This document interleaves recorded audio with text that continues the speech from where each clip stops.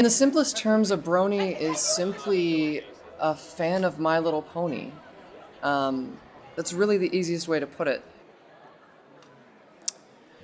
Oh gosh, a brony is just somebody that's involved in the MLP community. I mean, yeah. I mean, in my words, I don't necessarily consider somebody who just watches the show a brony. Like, I consider somebody who's involved in the community as a brony. So, my story. So, if you've ever watched the show Good Mythical Morning, they did an episode on bronies, and I was kind of just like, it was like 3 a.m. in the morning, and I was just like, sure, I'll go down this rabbit hole because I don't care. And so I went down the rabbit hole, and I watched Saber Spark's video on like what is a brony and that kind of stuff. And I'm like, I've seen this TV show all over the place and whatnot, and it looks kind of fun. And they say it's interesting to watch or whatnot. So in the suggestions of YouTube, because they just wanted me to, there's like one of the episodes of MLP, and so I watched it. I happened to be just channel surfing at home one day, and I landed on the Hearts and Hooves Day episode, which is essentially the equestrian equivalent of Valentine's Day. And I landed on a scene of these two horses. They're sitting at a picnic, and it's like the most hilariously awkward thing, because one of them is like monosyllabic, like only says like yups and nopes. That is the extent of how he speaks. Yep. I don't know, just something about it was so very charming. I'm just like, I want to know more. Like, now I'm really curious. And so at that point, the first season was on Netflix, so I pulled it up. And from there, it's probably a very familiar story with a lot of people in the fandom. You know how it goes. Watch the first episode, cliffhanger. Well, I watched the first episode, and it was a cliffhanger. Second episode, got to watch that one too. So then I had to watch the second episode, and then that was pretty good. And then it's now 6 a.m. and I've watched all of season 1. So then I just kept on watching. Before I knew it, I had binged the entire season. And at that point, I was just hooked. It's got all the stuff that a good animated show needs to have. Good characters, good story, fun world building and everything. But in addition to that, it also has this goodness quality of it. It's got this, it celebrates goodness. It celebrates kindness and friendship and stuff. And you don't really get that from all the cynical shows out there. There are plenty of cynical shows out there. It's not just fluff. It's not cotton candy fluff.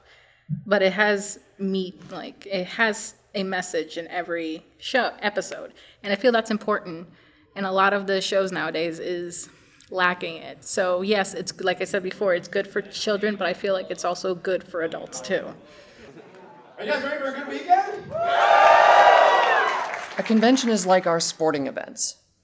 We throw the best of the best at these conventions. We have rock concerts, we have raves, we have vendor halls filled with artwork and handmade items and things to express your pride in the fandom and things to express your individuality. It's a place for all of us to meet the artists that we love, meet the musicians that we love, meet the people that create the show. It's kind of like its own little bubble of a world. Like, this is almost like it's not the real world.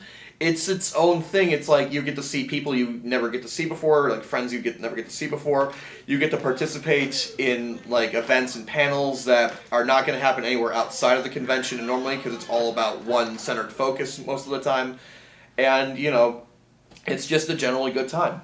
That's the end all be all reason to go to a con is if you have an interest in something, you usually can find an excuse to have a good time at it. Just gonna do it, Twilight! Tricks C. It says drink on that page. No, it doesn't. oh, that's the wrong. I've been drawing since I could hold a pencil, since I could in kindergarten. I draw things because I enjoy looking at them, or I enjoy trying my hand at making them with my own talents. That's what makes me want to continue drawing. I also enjoy color. Like, Fluttershy is my favorite pony, but I hate coloring her. I hate drawing her. I like drawing Applejack, but she's not my favorite because I like her color scheme. I don't like coloring Fluttershy because her color palette is fine. It makes sense for her character because she's a very shy character and pastel is a very gentle color tone, so it makes sense. I just enjoy drawing Applejack a little bit better.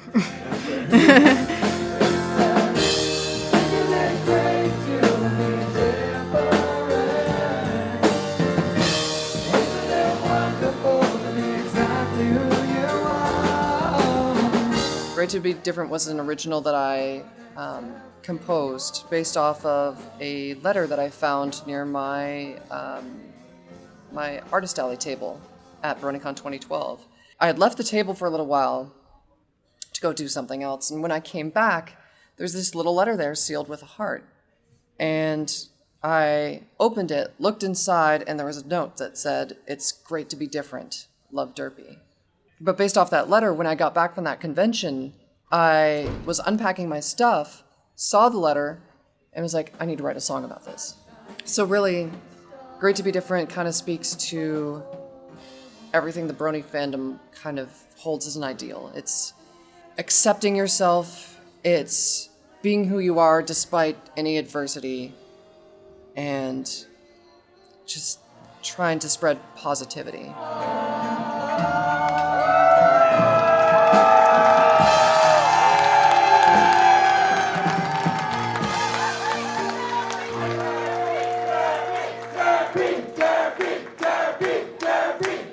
Fans of My Little Pony are amazingly creative, like unlike a lot of fandoms I've seen. And I think part of this explosion of creativity that this fandom has made, all the music, all the writing, all of the artwork and everything that people have made based on this show and their love for the show, I think part of it is due to that stigma a little bit, the stigma that society has, like, why would grown adults watch My Little Pony? We're doing a video and we want her dancing with everyone. So you all should dance. It's the people who are creative. It's the people who are willing to think outside the box. It's those people who like have no problem watching My Little Pony as adults. They're the people who are going to make the creative stuff. Like I think that's partly why our fandom is so explosively creative. We're willing to watch My Little Pony as adults. Like and just based on that, we're willing to think outside the box in all kinds of ways.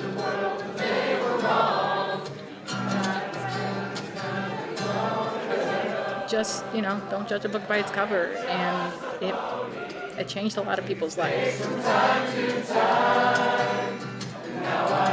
It's just so rewarding to be able to know that I was part of something that just brought joy to so many people. Don't be afraid of communities, because you might actually end up finding your true self in them.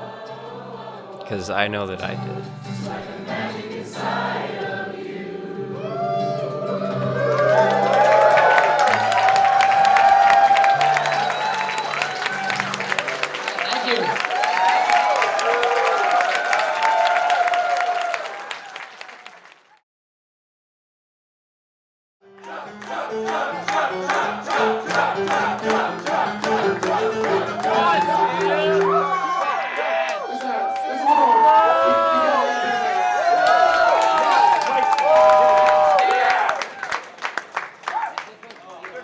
This Ciderfest or what? Welcome to Ciderfest. It's a family-friendly event.